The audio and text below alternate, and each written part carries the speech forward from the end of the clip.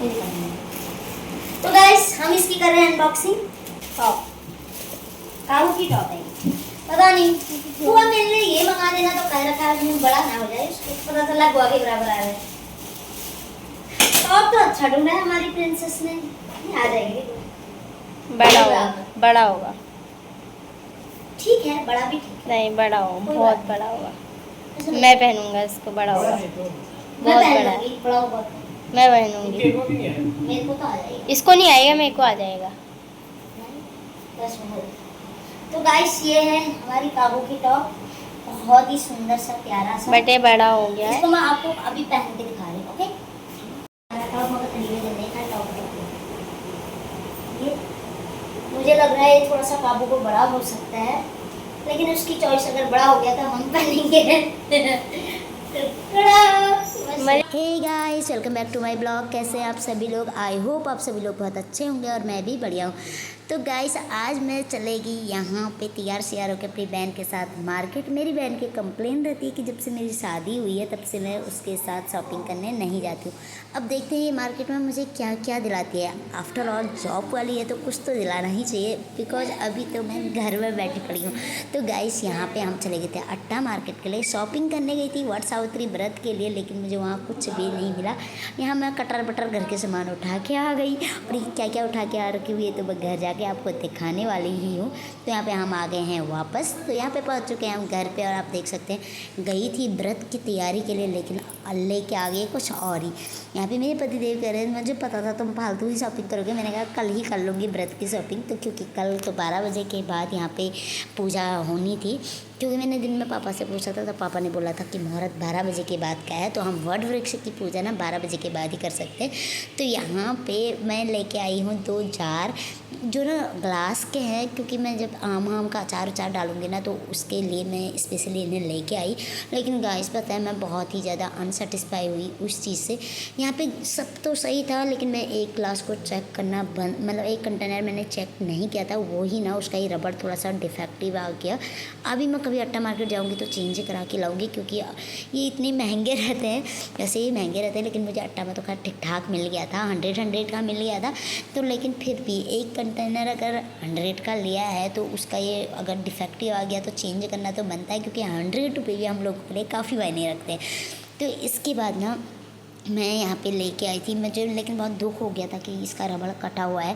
मैं काफ़ी ट्राई कर रही थी कि वो सही हो जाए, लेकिन ऐसे तो क्या ही सही होगा।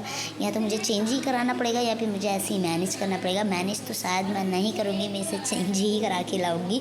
और यहाँ पे मेरी बेटू को देखो, मेरे से ज़्यादा एक्साइटेड ये रहती है मेरे सामानों के साथ छेड़छाड़ करने के लिए। तो मैंने ना अपने बैंगल्स इनको दे दी। अब मुझे डर था कि कहीं ये मेरी बैंगल को पटक पटक के ना मतलब कि वो तोड़ ना दे। देन यहाँ पे आ गई थी इतना प्यारा सा टॉप, ही मेरी पसंद का है गाइस। मैंने अपनी बहन के लिए यहाँ पे की थी शॉपिंग, तो मैंने कहा इस बार तो मेरी पसंद का पहन। मेरे पति हमेशा उससे कहते हैं तुझे कपड़े खरीदने का सेंस नहीं है, तो मैंने कहा इस बार ना तेरे लिए कुर्ते मैं खरीदूँगी। वैसे वो इस टाइप के कुर्ते खरीदने गई थी, लेकिन ये कलर मेरी चॉइस के हैं। तो यहाँ पे मैंने इसके लिए एक कलर ये लिया जिसके कि वो घर आके अनसेटिस्फाई हुई थी, लेकिन जब दूसरे दिन उसने पहना था ना, बाय गॉड इतना अच्छा लग रहा था उस पर। वो बहुत खुश हो पड़ी उसको पहने हुए, कह रही यार ये तो बहुत ही अच्छा निकला। और देन एक ये हमने प्रिंटेड कुर्ता लिया था इसके लिए, ये भी मुझे काफ़ी ज़्यादा अच्छा लगा था, डिसेंट लगा था, तो मैंने ले लिया।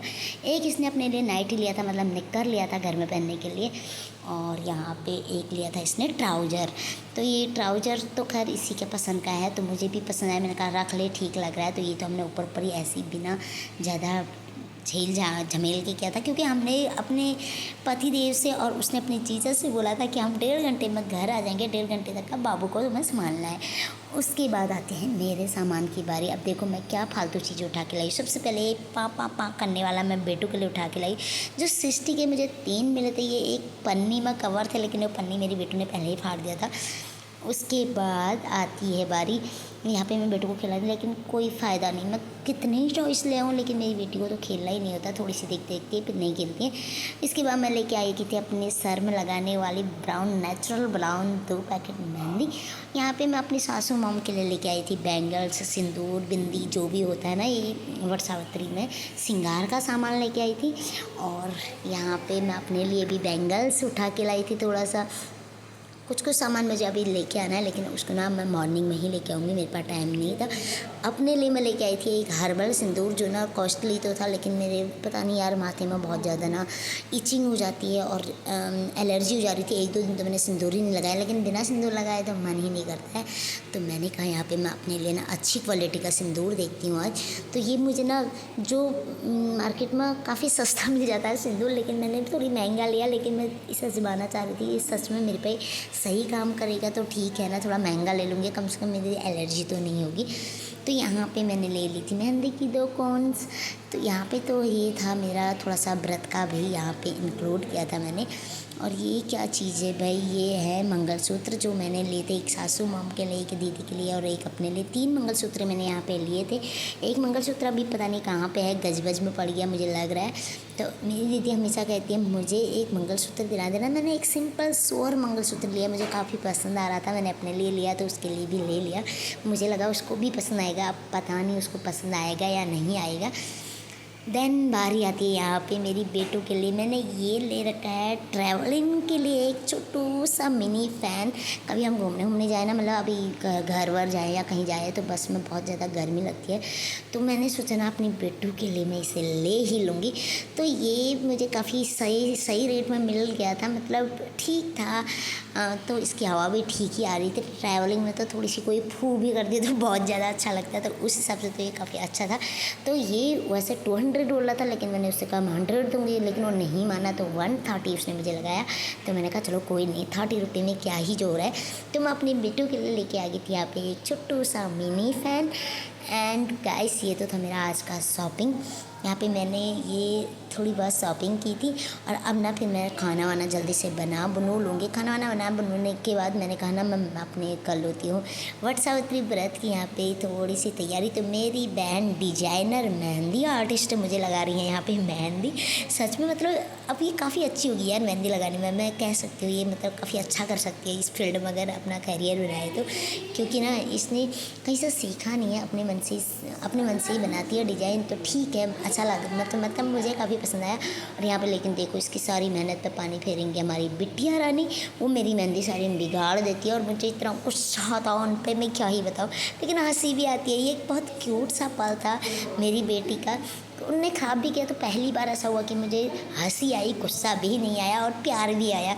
हो सकता है एक मदर होने के नाते शायद मुझे तब इतना प्यार आया। तो आज के ब्लॉग की एंडिंग हम यहीं पे करेंगे, मिलते हैं अपने नेक्स्ट ब्लॉग में, तब तक के लिए bye bye, take care, love you all guys. अगर आपको मेरी वीडियोज़ देखना पसंद है तो please like share and comment करना बिल्कुल भी मत भूलिएगा। Bye bye.